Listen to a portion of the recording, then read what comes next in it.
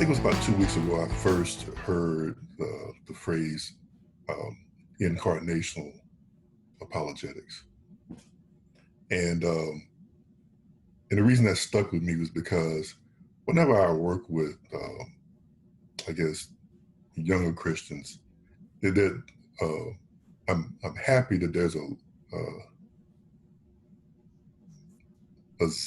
zest or a zeal for apologetics now. Mm-hmm. People want to study more and be able to defend the faith. Mm-hmm. But I fear that we're settling just for head knowledge, and what the Bible tells us to not just be hearers but doers also. Mm-hmm. So I've been prone to start telling people that the best defense of the faith is actually your own life. That if Christianity is as radical as we say it is, Mm-hmm. then you'll be radical just by living as one. Yeah. You probably won't have to open up a book much. To actually live as a Christian is to stand out. And I think many of us cop out by wanting to have the right answers. Now, there's nothing wrong with wanting to have the right answers. But I see so much cynicism, and it's not a new thing. When I was growing up years ago, there were a lot of people that were cynical about Christians because they felt like we were one way on Sunday, and then Monday through Saturday, we were whole different people. Mm-hmm. And depending on when you caught us, we might be different people by the time we got to the church parking lot. Yeah. So I guess I've just been really interested in making sure that they understand that just having the right answers isn't as important as sometimes being the right answer. I mean, there might be people who make impact who probably can't explain substitutionary atonement, Mm-hmm. but they believe it. Mm-hmm. And they might not be able to give you an apologetic for why you can believe that the Bible is real, but their lives suggest that they do. Yeah. And I guess I'm just pushing more for both and rather than one or, one or the other.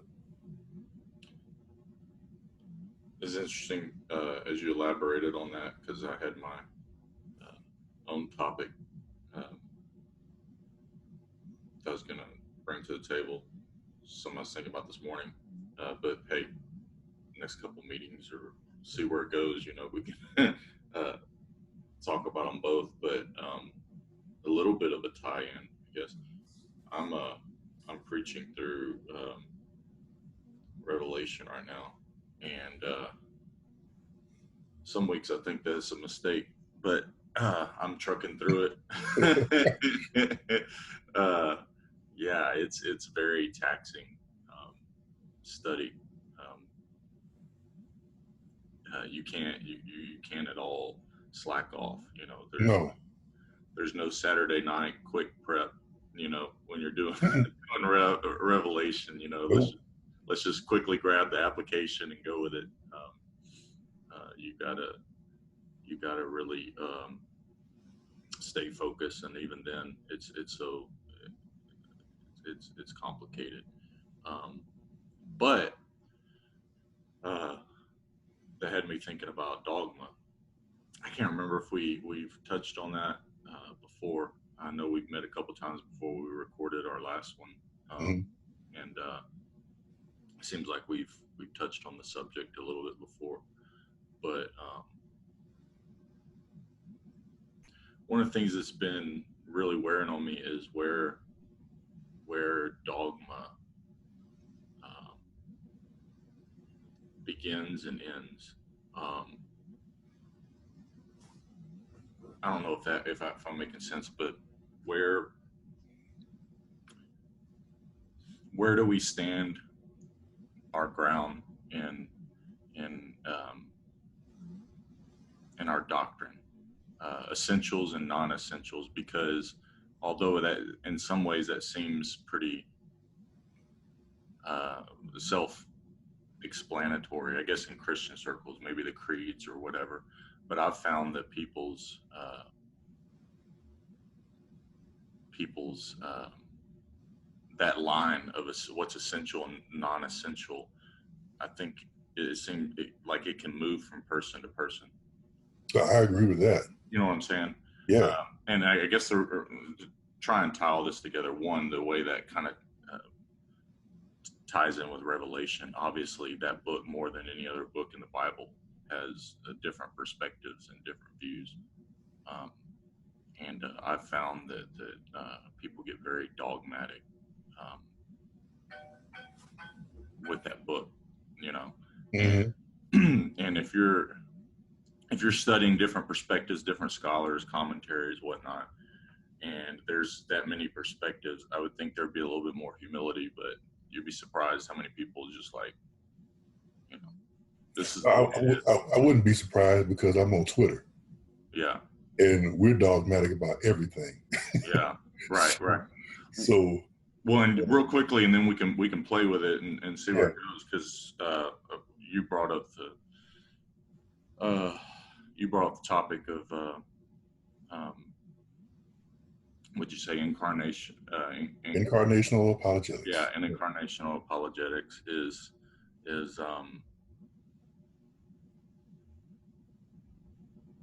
or where does dogma end and begin, and how, like you said, either or, but how big of a pie, how big of a piece of a pie is it in our purpose and witness in the world? You know, in our church core values, you know, one thing I tried to say was, where the Bible was clear, we would be clear. And where the Bible wasn't clear, we would show grace.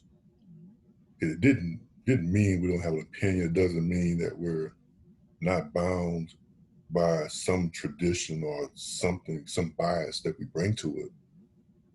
But I think you said the key thing. It takes an awful amount of humility to say, I might not be right about this, or we don't even acknowledge that no matter what we tell people, our positions over things have changed over time. Yes. And there were some things that we were wrong about that weren't necessarily secondary issues. Mm-hmm. You know, like for instance, I came to appreciate the doctrines of grace, you know, later in life. I don't, you know, when I was growing up, you didn't have terms like Calvinist or Arminian or anything like that. We just went to church. Mm-hmm. And you know, we taught a very basic, what would be considered non-evangelical idea of how one got saved. Mm-hmm. But it wasn't until later in life, my pastor, I remember, would preach about predestination because it was in the Bible. He said, you know, if the Bible says that we're predestined, then we are. He didn't, but that I found later on in life that predestination and election were problematic for some people. But it wasn't until later in life that I'm talking about in my 30s, that I was really comfortable with not feeling like, and I've had some interesting conversations with church members because I was not shy about it. You know, if you really want to get in a fight with people, have a discussion about Romans 9. Yeah. You know, because you can be accused of being dogmatic by literally repeating what he said in that chapter. Yeah. I mean, you can literally read it and say, what do you think he meant when he said that? So I think I think a lot of problems about being dogmatic come from, one, not wanting to admit that we might be wrong about something. Mm-hmm.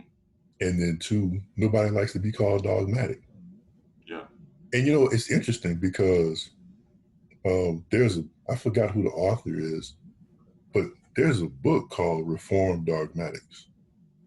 And my whole point to that is that there was no stigma to that word until recently, it seems. The dogma? Uh-huh. Mm-hmm. It wasn't necessarily a bad thing.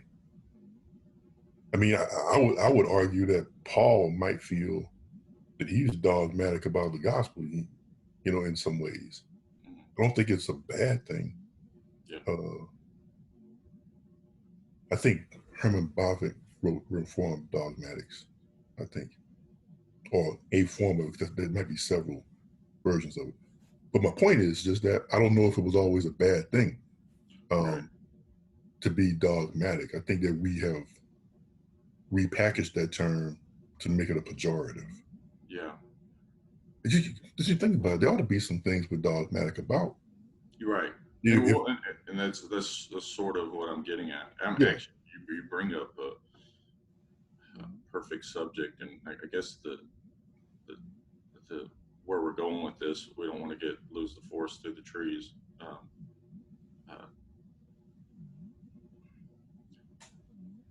I don't know what you know about me, but I'm actually not Calvinist.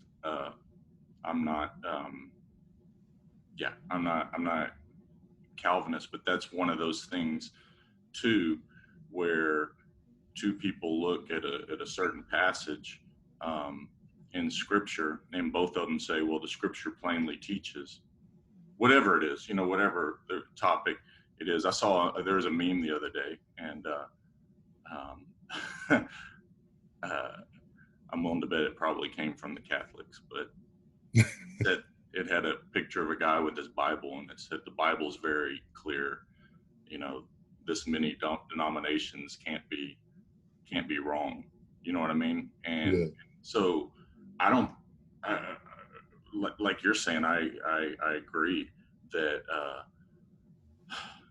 dogma itself isn't a bad thing, but it can become a bad thing, and that's where I'm wondering where that line ends and where that line begins, because what I see, and this kind of comes in maybe the attitudes and the way people, whether we approach it with humility or not, whatever topic it may be, is that phrase, the Bible clearly says. I've heard that from all walks of the Christian faith. You know what I'm saying? I agree. I think we should be, the best scholars that I've known were lifetime learners. Mm-hmm. They weren't afraid. It was funny. I talked to a young man that's in seminary, and he's having a very difficult time because the professor can be pretty dismissive of opinions that he doesn't agree with. And while you cannot agree with something, I think that part of the university experience is to consider other ideas, take from those ideas what you can, help people to come to an informed opinion about them and let them make their own choices, not to just be openly dismissive. So where do we? So what does that look like, and where do we get, giving people room to? I think a lot of times it depends to grow, especially in terms of Christian circles, and you know what I'm saying? Yeah, I think in our churches. I think it depends. You see, I think a lot of what you talk about really is depending on the role. Yeah. As a pastor, if your job is to defend the flock, then I think that you have to help them understand why something is right or wrong. I don't believe that you don't make your case. Right. Paul does that. I think in when I think it was the sermon on Mars Hill. Yeah. Right. He makes a case. He doesn't just come out there, all y'all wrong. It just comes out. Mm-hmm. He makes a case, and I think that there has to be a pastor's, as a theologian and sometimes a scholar, and and we fit all these roles in because we have to help people. We have to know why we feel the way we feel. We have to help people get to where they need to get to. That's why God gave them to us. So I think that while we're working it out, I think we can't be clear about something that we can't help them be clear about something that we aren't. And I do think that sometimes we're just going to be labeled that way. Now, I don't, doesn't bother me. I think in my mind, even the whole Calvinist Arminian thing doesn't bother me. The whole reason, when we talk about, I just think that sometimes we have negative reactions to things that wouldn't have received a negative reaction in the context that it was written in. Like even when I have the conversations about predestination and election, what I used to argue from the standpoint was, why would God be wrong to do that if he did it? Yeah. Why would he be wrong to do that? Right. If he's the most free being in the universe. And I agree 100%. Right. If he's the most free being in the universe and we get to choose, why couldn't he choose? Yeah. That was all my point ever would be. Yeah. And just saying, what is the visceral reaction that we have to him doing something that we feel that we can do all the time. So I don't ever want to use, I don't ever want, there are things that I believe, I don't want to ever lose my, I guess my intellectual pliability to where I couldn't consider something else. Yeah. I don't want to always read people I agree with. Yeah. And I think one of the things I liked about going to a divinity school. I appreciate that about you, by the way. Huh? I appreciate that about you. Thank you. By the way, yeah, I think one of the big things that, especially like college, more than seminary. Actually, I do appreciate some of my classes within my seminary teaching. So some of my professors that taught critical thinking and had us even read things that were opposed to Christianity, articles and stuff. But yeah, I think in the whole scope of my college education, I think the biggest thing it taught me than training for anything was how to be a critical thinker. That to me is really what a great education does. I've seen people. I think the people I've admired the most were people who could mine useful things from people they didn't agree with, or they could at least use that worldview to help them understand the people they were dealing with. They didn't just live in a bubble.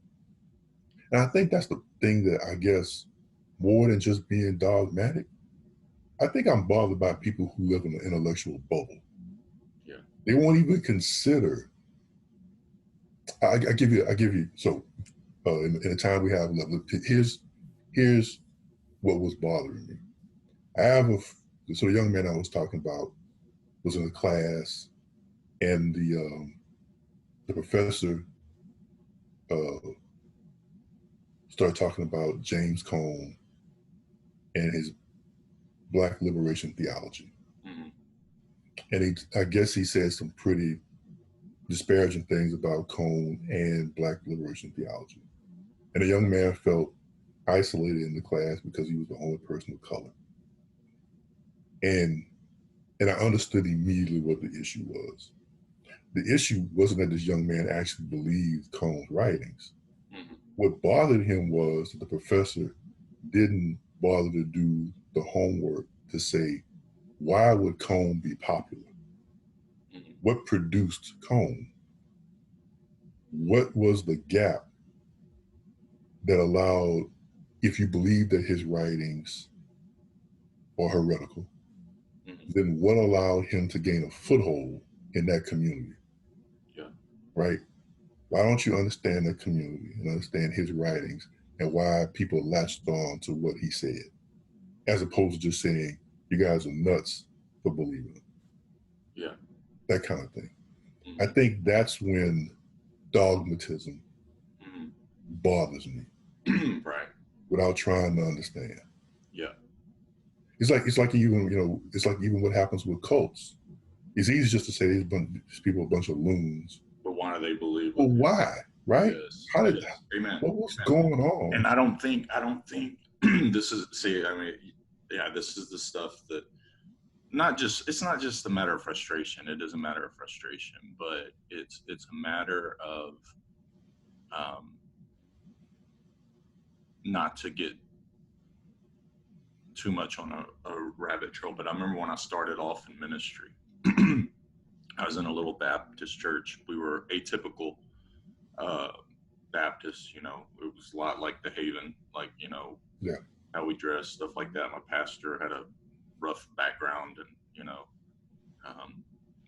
it wasn't the hymns and stuff like that. It was kind of more of a casual, I guess, you know, feel to the church. But in his approach and his doctrine, not just Baptist, but they're, you know, more dispensational and Mm-hmm. his certain types of views. And so as I grew up in church, but it really wasn't till I really surrendered to Christ was 2004. And so as I transitioned not only into walking with Christ, but then actually going into the ministry, and my pastor giving me an opportunities, I began to explore the scriptures and getting into theology and stuff. I began to arrive at different places or see, you know, different things in scripture, you know, that maybe didn't line up with him or the church. And Mm-hmm. as I did that more, I began to be concerned about, you know, what does that mean if I don't fall in line with the people that I'm surrounded with, you know. I had a mentor that gave me some good advice about, you know, teaching with grace and so forth. But I guess what I'm saying is not feeling like, I think what it boiled down to, you know, I was in a church, for instance, and, you know, this is I think, depending on what faith you're in, I think this could be the case in a lot of churches, but, and this kind of falls into like what you were saying about, we have to be dogmatic on some things. But again, what does it look like? We would have Bible studies. You know, I remember that if somebody brought this topic of tongues up, you know, how to put out that fire. Yeah. You know, and I'm of the belief now, why is that a fire that we have to put out? Now, I'm not arguing for or against tongues in this, you know, discussion or whatever, but why is that a fire? Why do we have to be afraid? Why do we have to be threatened? Why do we have to put it out? That's something that should be welcomed, that, you know, we should be able to talk about, you know? Yeah. So I agree that dogma is a good thing. I agree that creeds are a great thing. But I saw a few years ago, have you heard of that conference? And some of the churches were doing a satellite thing where they were showing the conference, but it was called The Elephant in the Room. Yeah, The Elephant Room, James McDonald. Yeah, did you see T.D. Jakes on trial? I did. Mm-hmm. Okay, I don't agree with everything T.D. Jakes. In fact, he's not a guy that I watch regularly personally. But man, I felt like that guy was just on trial. I didn't like the way, I felt uncomfortable with the whole thing was handled. And you know, why not? I didn't feel like he was truly being listened to. It's interesting because the fallout lasted long after that. You know, James McDonald took heat for even having him on there. Yeah. And then, of course, he took heat for exactly what you talked about. He didn't grill him enough. Yeah. you know. And I just, but go ahead. It's funny you bring that up because that comes up even now. Yeah. Yeah. Well, I mean, well, what's the balance between, again, uh, um, it seems like you get grilled either way, you know. I feel like we seem scared Hmm. that the strength of our ideas are not strong enough to stand up under scrutiny. Hmm. So we squash anything anybody has to say. Hmm. If anybody comes in and asks questions, we squash it as if our ideas, which we say literally have living power, cannot stand up to the scrutiny of a person's question. Sure. And so, but do we feel threatened, or do we feel threatened for Christendom, or do we feel threatened within ourselves? I would say probably 80-20. I think we I think we feel a lot of personally threatened.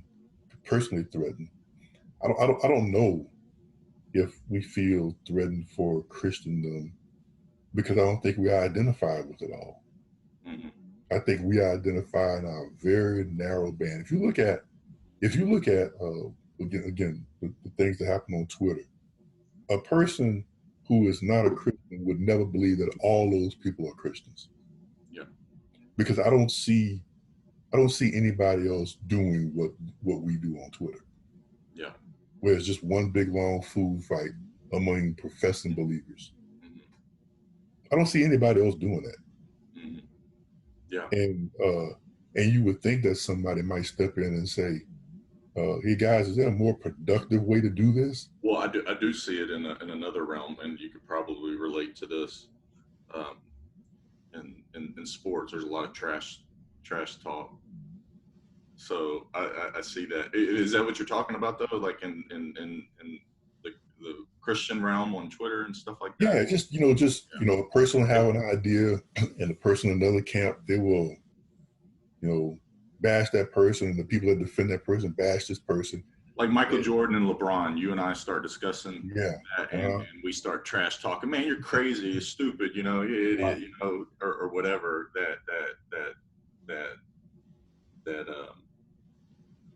That trash talk um, bleeds over, or not bleeds over, but you know what I mean. It's Yeah, something that happens in the Christian faith, and not in a playful buddies no, understand each other type of way.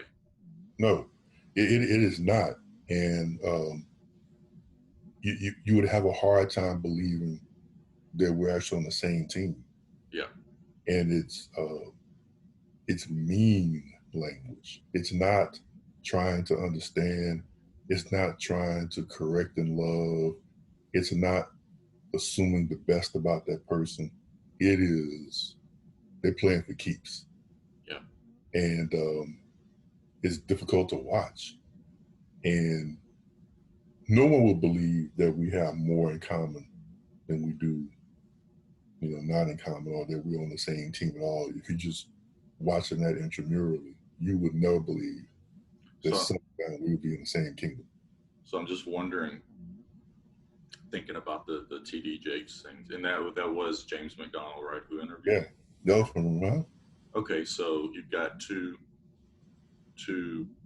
perspectives here, and I felt like, I don't know, I felt like sort of like when Joel Osteen has gone on a national broadcast, and he hasn't been totally honest, you know. Where's let me give you two stark contrasts. I think MacArthur would go on a show and speak his mind, and he might not be invited back, whereas Joel Osteen, uh, he's not going to speak, he's right. going to talk around things and stuff like that, out of uh, fear of whatever it may be.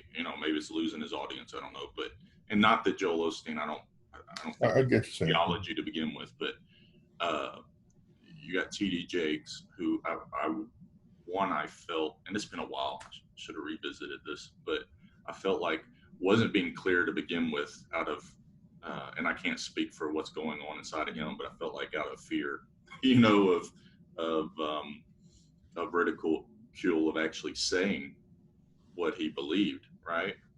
But then you've got here, I think, in one sense, you know, you had mentioned correction.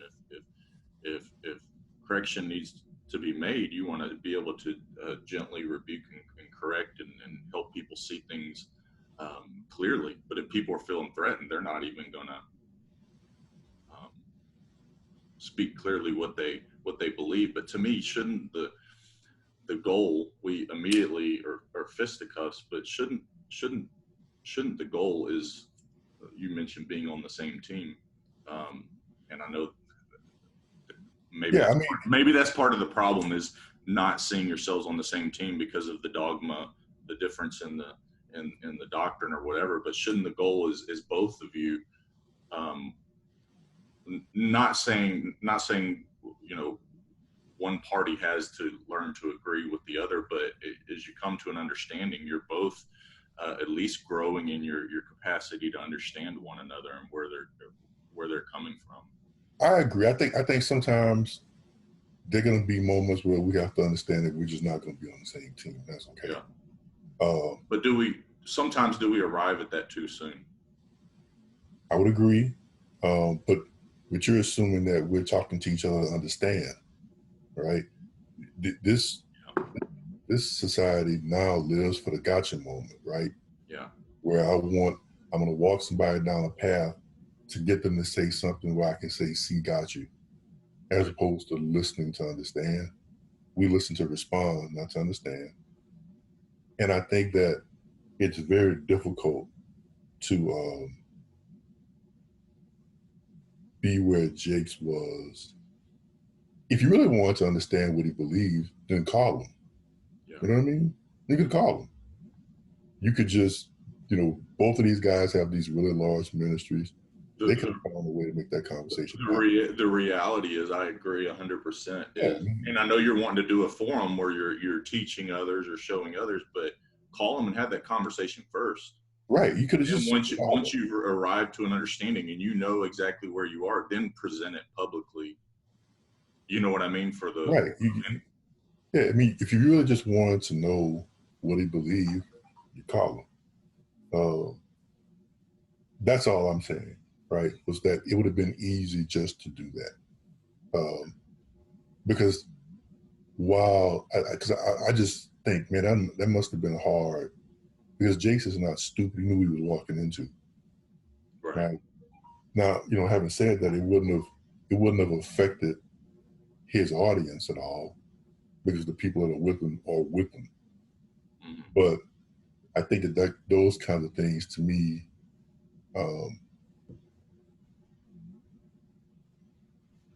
I think they're just emblematic of the culture that we're just in now. Where we always feel like we want to get someone, like we nailed them. This investigative journalism, as opposed to what does he really believe? And honestly, you could have read Jake's and know what he believed. Mm-hmm. It wasn't like he hid it. Mm-hmm. So I just want us to be honest about when those conversations happen. What is it that we really are trying to do? What is it? What's the real end goal? Yeah. What's the real end goal? Right. Especially in a culture where we're fighting for eyeballs and listeners. There's nothing. The fact that we're talking about it today says that it did a lot of what it was supposed to do. Yeah. Because it's been years. So that, years. Because when you think about that conversation, the lives of James McDonald and who's the other person on the stage with him? Was it Mark Driscoll? Driscoll. Those lives, their lives have changed a lot. Yeah. Since that. Well, I think a lot of times, and again, I'm gonna say this up front, preface it up front. I don't know. I mean, I know the general story of what happened with both of them, but the ins and outs, I've kind of, in some senses, refused to pass too much. No, I was just making a comment that Right. just when you think about how much has changed. Well, yeah. Well, what I'm saying too, I guess I said that to say the point of sometimes, and I'm not at all downplaying false doctrine, but sometimes we look at false teaching and doctrine or ways or whatever in the teaching and not in the behavior. Well, see now, so some guys are known to have the good, solid doctrine, the fruit that they bear, and that's not. I'm not putting anything on them. That's what I meant. Is I don't know the whole no, I story, got you. but you understand what I'm saying. I got you, and so I gotta run, but I was thinking that's pretty much where we started. At the end of the day, for all that we say, most ministries end because of what we do. Mm-hmm. And we can have the right beliefs, but without the right behaviors, it doesn't matter a whole lot. Mm-hmm. All right. When I think about my pastor growing up, the older I get, the less I remember what he said. But what I don't forget is when you say his name where I'm from, everybody's going to say that was a good man. Yeah. And I think that counts for something. Yeah. Amen. And I think there are worse things that could happen. There are going to be tons of nameless pastors, nameless Christians who won't have blogs and 100%. podcasts. I think, and again, you have to stress these things when you say it. It's not downplaying the doctrine. Theology is hugely important, but I think Christian maturity has a lot more to do with how that doctrine and dogma and theology, how that is lived out. When I talk to, this is the last thing I'll say. Whenever I talk to guys who want to be in the pastoral ministry, the first thing I tell them is Paul's list is all character. Mm-hmm.